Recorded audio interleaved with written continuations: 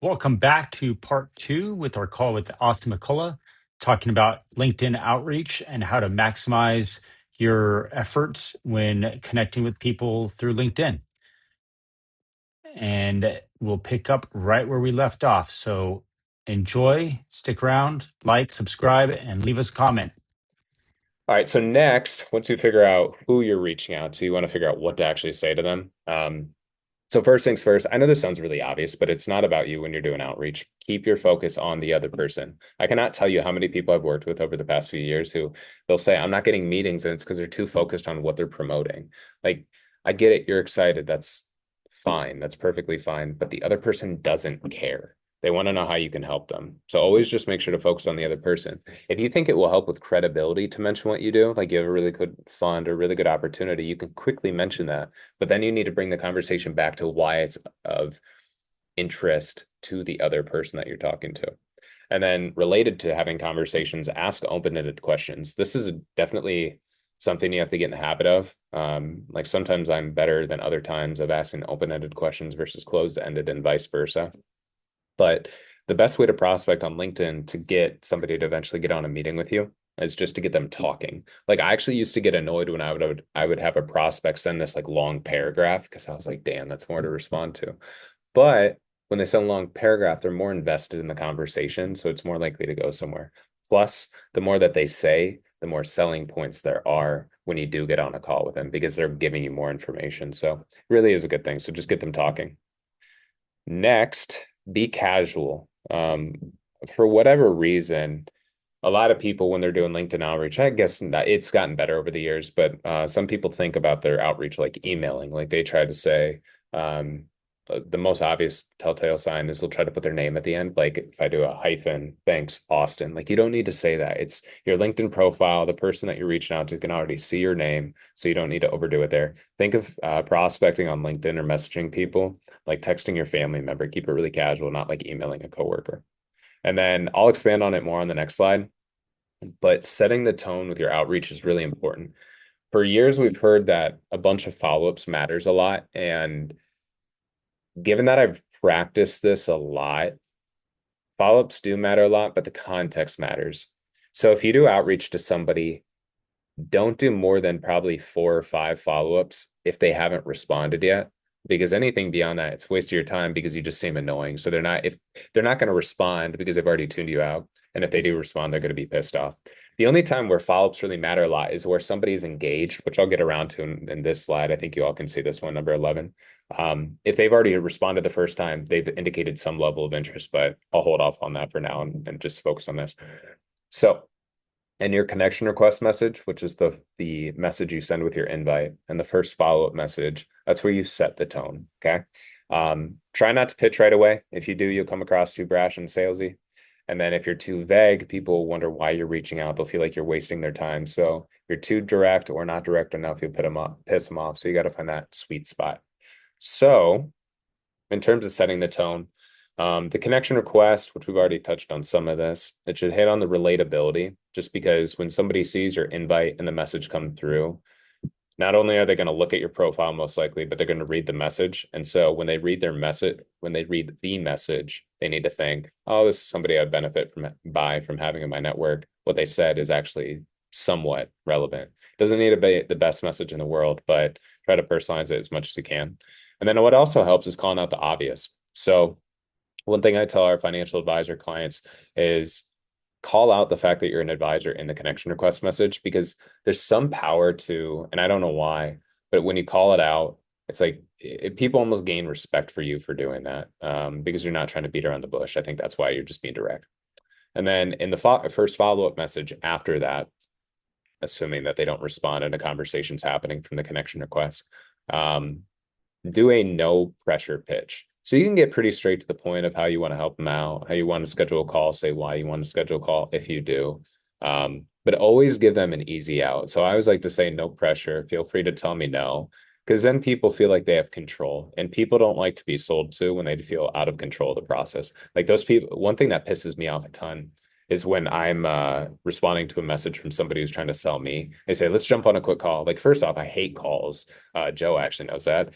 And second off, I don't even know why you're reaching out. So give me more context before we do that. And messaging is a great platform for that. And then again, just always ask open-ended questions. You want to get them talking. My ick is when people call me brother, as you know that too. If you're a stranger, Really? you call me brother. Yeah, if you're a stranger and you call me brother on LinkedIn, it's just yeah. All right, pause on this one. How do you feel about Bud? Even that, like if it's like you said, you got to kind of set the tone, and I'm sure everybody has their own individual icks for whatever reason. But, Yeah. but brother and bud, like I'm not sure brother. No, Bud is the worst. It's even worse than brother. Brother, at least they're telling you your family. Bud, they're like you're a 4-year-old. So yeah, I guess it's Oh it's yeah, it's Chief. hit or I miss. like that, Kevin. Chief. Hey, Chief. Boss. So there, I'm sure we could come up with a list, but That's a good point. That's a good point. And it also depends on how somebody does it. Like that's one thing. The reason why I say bud is because that's the way brother is for you. That's how I feel about bud. Even buddy's different because like it's like, hey, we're friends. But if somebody's like typically I used to get it a lot earlier on in my career because I've worked for myself for 7 years, everybody. And like at the beginning, I was younger, fresh out of college, and I was like, I was just trying to prove myself. And so when people call me bud, I'm like, all right, you're just talking down on me. And it pissed me off so much. But yeah, so noted. I won't call you that, Joe. you can. It's when strangers are like reaching out to me and trying to sell their service. It's just different. But yeah, you can call me brother. Don't worry. All right, deal. Thanks, brother. So next, once you get conversations going from prospects, you need to know how to actually follow up. Um, and this is an art form, I will tell you that. This one, I gave the PG version. I usually say a little bit more rough around the edges version of this one, but and it comes across smoother. But anyways, as a rule of thumb, as long as a prospect isn't telling you to leave them alone, follow up. But again, let's just caveats to everything. If they have never responded, I wouldn't recommend sending more than 4 or 5 messages because at that point they have seen your message, and if they haven't responded, they're ignoring you. But if somebody is responding and they've indicated interest, maybe now's not a good time. Maybe something happens. Like you'd be amazed. I'm sure a lot of other people on the call have done sales. Like people have deaths in the family, unfortunately. People get busy. People have hardships, whatever, like life happens. People have the holidays coming up. So definitely make sure to follow up. So don't assume that they're not interested just because they're not responding. Especially over the past few years, I've seen a lot of people come around and become customers who I would have previously thought were not interested, but they just weren't responding just because it wasn't a top priority for them. So just don't take it personally and make sure to keep following up. Um, Another thing I just want to give quick little value add. One of my favorite ways to message a prospect who is not responding is just take their first name and put a question mark after it. So somebody's name is Tom, just say Tom question mark. Sometimes they're like, what? And they're not upset by it. You just pique their interest, which get them to respond. And then another thing, if a prospect is not interested, this is what I always say. All good is that a forever no or just a no for right now? If they say forever no, I've gotten to the point where I have enough leads where I don't schedule follow-up anymore. I'm not in the business anymore like I used to be, but I'm not in the business to try to change someone's mind. And so if they're completely closed off, that's fine. I'm not upset by it. But I don't want to waste my time trying to follow up with them anymore. And then if they say no for right now, I'll ask them when is a better time to follow up, and then I'll follow up. Which leads to, unfortunately for us, prospects buy and make decisions on their timeline, not yours. And that's why it's so important to have a follow-up process. It's not just a good idea, but it's necessary to have one, especially in today's world. And then as you can see, I'll walk through this in a second, but only 40% of your prospects will ever be interested. And of those, only 3 to 10% are interested right now. So the reason why following up is so important is because when you reach out to somebody the first time on LinkedIn, we're all aiming for that 3%, but that's very small. Okay. Sometimes that'll stretch another 7% to 10. But what are you doing with this 30%? Those are the people you need to follow up with. And off this same point, I wasn't planning on saying this, but just know when you're doing outreach, especially cold outreach, you will get rejected more than you'll get people who are interested. So it's natural to have a lot of people who are not interested. Don't get surprised by that.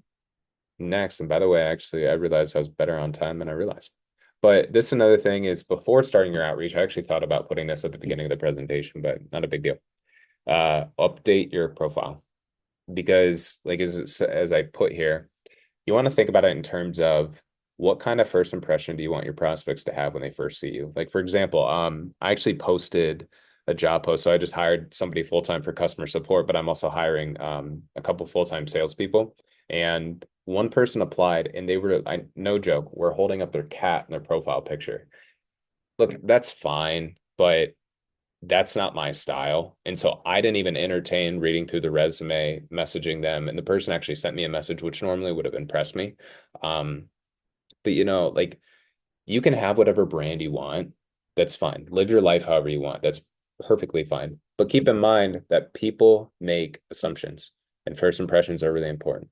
And so if you're especially trying to make a name for yourself, like in a new space, I just say help your cause and make sure your profile looks good before you're doing your outreach. Don't make it harder than it has to be. I guess that's the way that I want to put it. Like I say at the top, I know I skipped over it, but I think a lot of branding is bullshit, transparently. But it does matter. I think people, like when they're trying to get featured on every single news outlet that nobody reads anymore. Some people do. I'm not going that far down the route.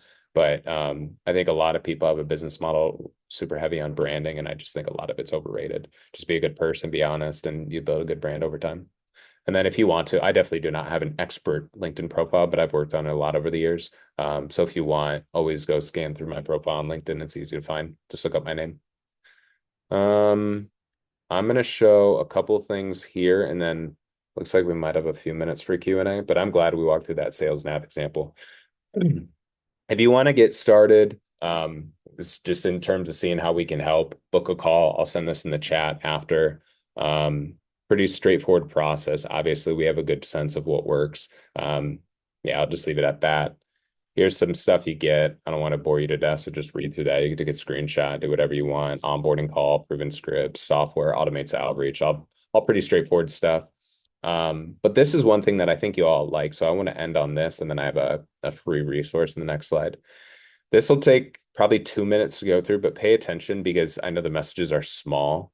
So actually, I'll keep it zoomed in. No, actually, let me do this instead. I'm going to go present mode if I can. So it's enlarged. There we go. Okay. So the reason why I'm showing this is to show how you can have a process for following up, because this is something I did not have years ago, and it's really nice to have now, so I don't need to screw around with the CRM. Okay. So this is a prospect. Actually, I saw his conversation in my inbox today, ironically, but I recorded this video a few weeks ago. So I'm talking with him. I sent him just an automated outreach on LinkedIn, and you see he responded back with a thumbs up. Okay. You're looking at the time, it's back in May. It's just a while ago. I asked him the question, are you referral only? He's a financial advisor. Some advisors say that, so I like to ask. And sorry about that. Let's go back. This won't take long to get back to. But I asked him if he's referral only, again, for context. And that's in June that I asked that.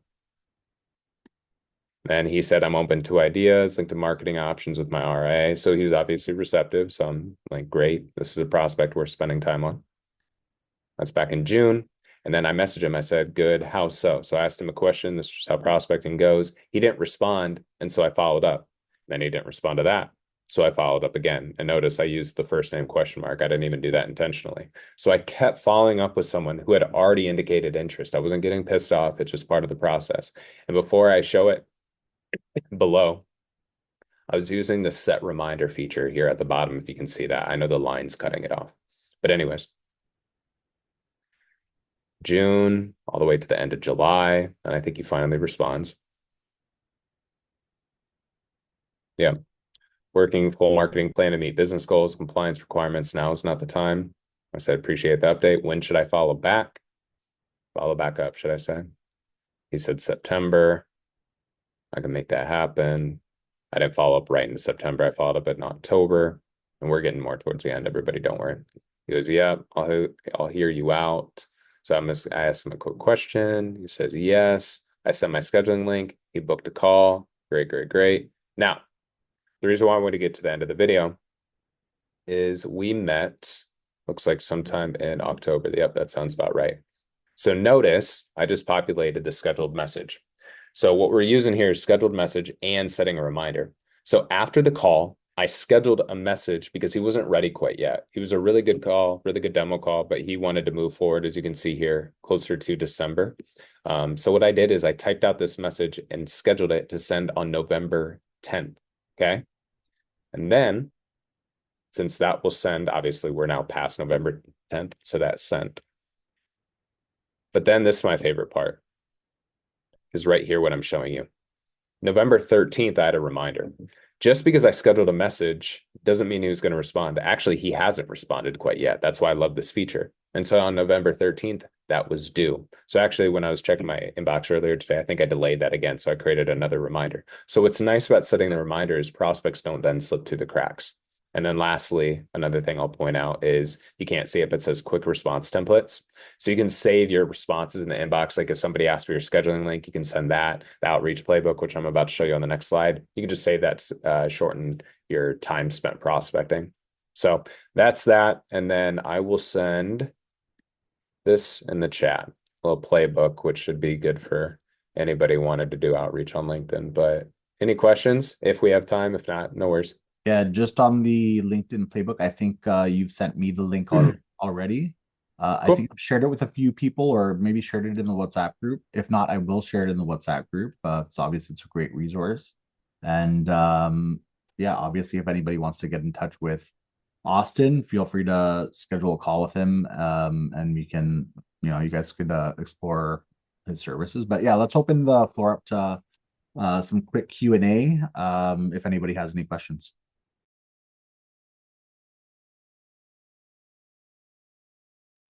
Hi, Austin. I have a question for you. Yeah. This is Lee Halim. First, that was a fantastic.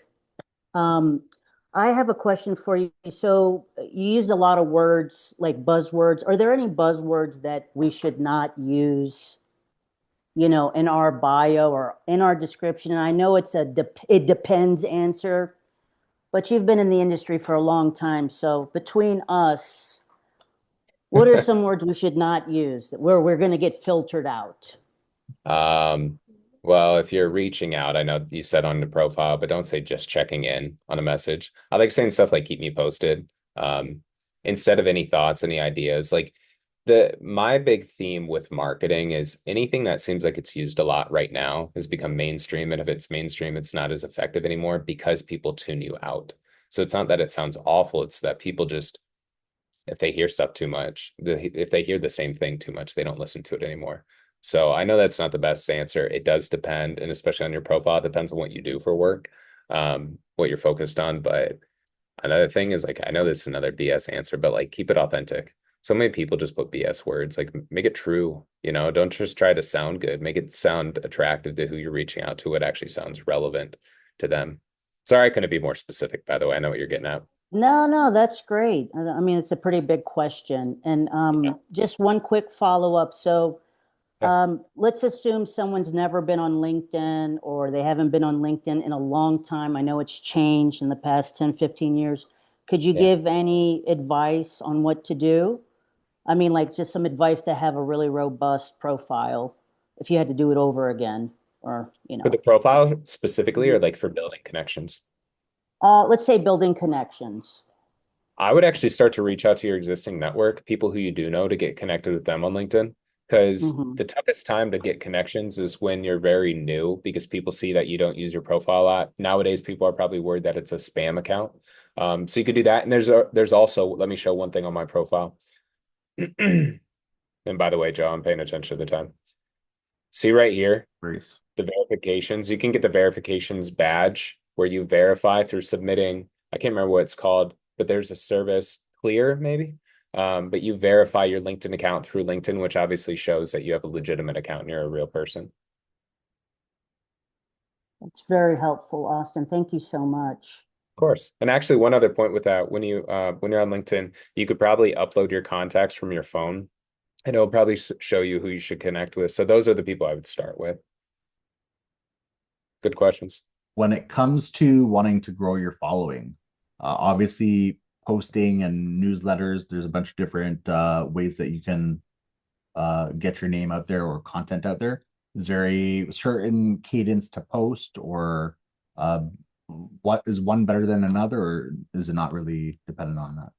I'm even still trying to figure that out, honestly. I like posting in the mornings. When I make most of my posts, it's at 9:45 a.m. Central. I think the data shows that posts tend to do best Tuesday through Thursday. My posts do best Thursday mornings, but it could have also just been the type of content that I posted. And also, it depends on where you're located, but mornings tend to work best. Awesome. Any other questions? Austin, one last one. So as far as like putting out content, do you use something that sort of does that for you? I know a lot of people are sort of automating that, using things to schedule it out, snip it up, dice it up, all of that stuff. What do you do? I used to. I can't even remember what tool because I've been posting content for years. Actually, my quick, as long as there's time to go through it, I'll take like 40 seconds. I started posting back in 2021, and for whatever reason, the algorithm was better, so my content was getting more traction. I was also part of Engagement Pod, which does help, but I didn't like how that was superficial, so I left the group. Content really dropped off, and then it's been picking more back up lately. I just will go into, I don't, a lot of people actually don't know you can do this, so let me show you real quick. You can schedule your post within LinkedIn.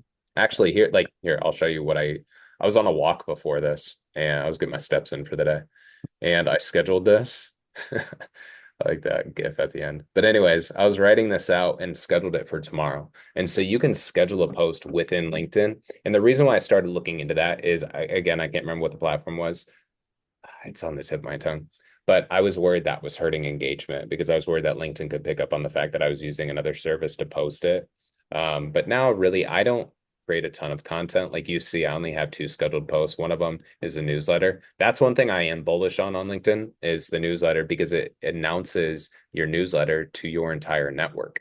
So since I have quite a few LinkedIn connections, I only launched this like 4 or 5 weeks ago. And 1,800 subscribers, it's not like it's like 80,000, but it's a good handful. And so I would leverage the newsletter as well. Awesome. Cool. Yeah. Good questions. What a great call with Austin. Thanks everybody for joining us and for sticking around to watch the video all the way through. Leave us a comment, like, subscribe, share with a friend, and let us know what else you need help with or what you want to hear more of so we can bring that value to you.